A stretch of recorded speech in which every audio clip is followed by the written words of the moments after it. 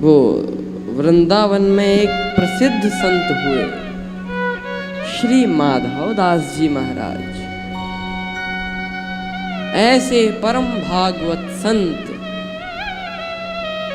लताओं में ब्रज की गुजारा करेंगे, राधे कृष्ण गाया करेंगे।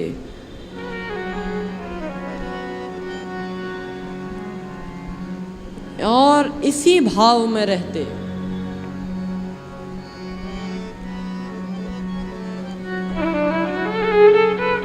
बहुत परम भागवत संत।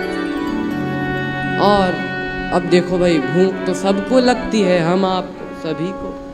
तो जब थोड़ी भूख लगती तो कहीं से भी कुछ एक मिट्टी का पात्र बना लिया उन्होंने, जिसका नाम था करवा। तो वो मिट्टी के पात्र करवा को लेकर जाते। बड़े बड़े मंदिरों में संतों की पंगति होती थी।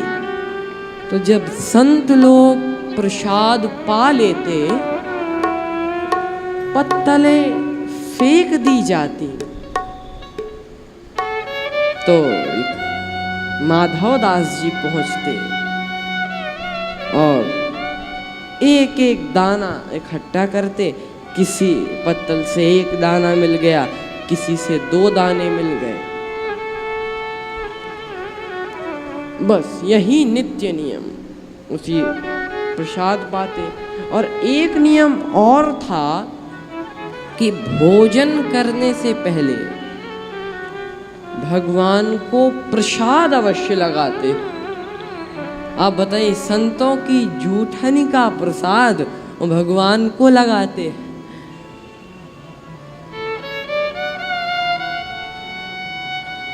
क्या कहना। ऐसे परम भागवत संत एक दिन कीर्तन में राधे राधे राधे इतने मग्न हो गए, इतने मग्न कि यही सुधि भूल गए कि हमें भोजन भी करना है।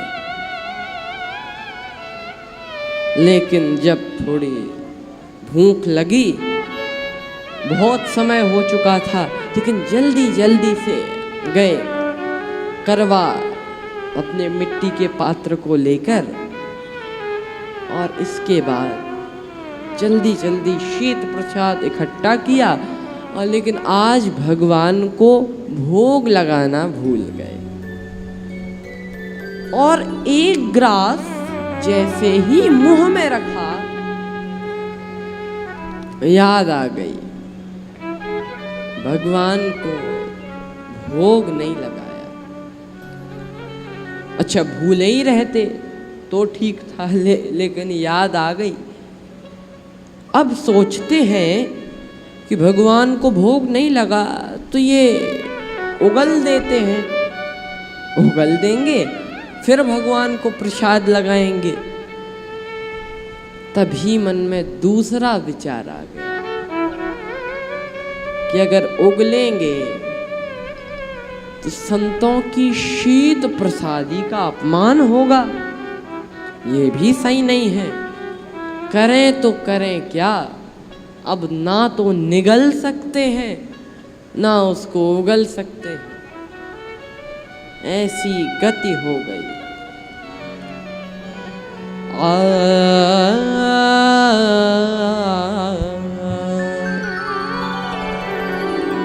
संतन को यह शीत प्रसाद लियो मुख डारिना जात गिरायो। संतन को यह शीत प्रसाद लियो मुख में ना जात गिरायो। संतन को यह शीत प्रसाद लियो मुख डारिना जात गिरायो। संतन को यह शीत प्रसाद लियो मुख डारे ना जात गिरायो। लीलत लाज लगे मन में, मनमोहन को नहीं भोग लगायो। संतन को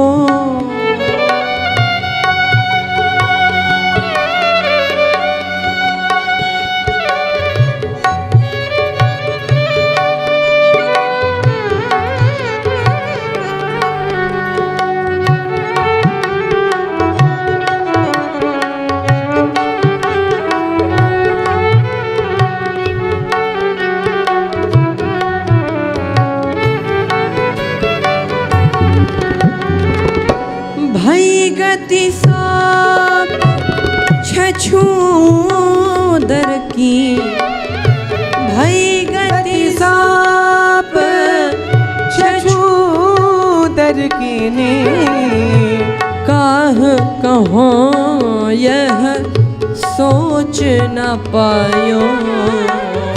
काहो कहो यह सोच न पायो। सांप और छछूदर जैसी गति हो गई, जैसे सांप किसी छछूदर को निगल ले, मुंह में रखते ही पता चले यह तो छछूदर है। अब तो सांप अगर छछूदर को निगलेगा तो उसका पेट बड़ा होगा, वो फट जाएगा, पेट ही फट जाएगा। और उगलेगा तो प्रकृति का नियम है कि अगर सांप छछूदर को उगलता है तत्काल अंधा हो जाता है। अब तो सांप ना निगल सकता है न उगल सकता है, ऐसी गति हो गई। भई गति सांप छछूदर की, काह कहो यह सोच न पायो। बीत गयो वह बार बिनीत, बीत गयो वह बार बिनीत। गई रजनी दिन दूसरो आयो।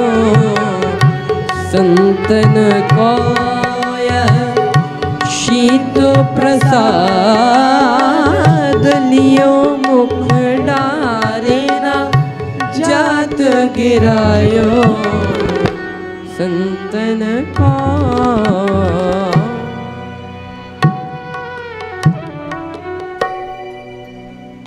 संतन को यह शीत प्रसाद लियो मुख डारी न जात गिरायो। कहते हैं कि इस संतों का जो शीत प्रसाद है, इस संतों की शीत प्रसादी, ये उगल भी नहीं सकते, निगल भी नहीं सकते। अब आप बताइए कि माधवदास जी के पास कोई आए, भैया क्या हो गया, तो अच्छा मुंह में ग्रास है तो कुछ बोल भी नहीं सकते। किसी से मेरी मंजिल का पता पाया नहीं जाता, जहां मैं हूं फरिश्तों से भी वहां जाया नहीं जाता। मोहब्बत के लिए कुछ खास दिल मखसूस होते हैं, यह वो नगमा है जो हर साज पर गाया नहीं जाता। दिन भर रोते रहे, रात भर, इखलाक में जो दब जाए वो ज़ेर नहीं होता, ताकत पर जो इतराए वह शेर नहीं होता। दरबारे इलाही से मायूस ना हो बंदे, यहाँ देर तो होती है मगर अंधेर नहीं होता। रात भर रोते रहे। अगला दिन आ गया, गई रजनी दिन दूसरो आयो। कहें तो किससे कहें, जाएं तो जहाँ का कहाँ जाएं। भगवान माधव दास जी की भक्ति देखकर उनके सामने प्रकट हो गए। भगवान बोले, माधव दास जी, अब हम कह रहे हैं आप कौर को निगल लीजिए।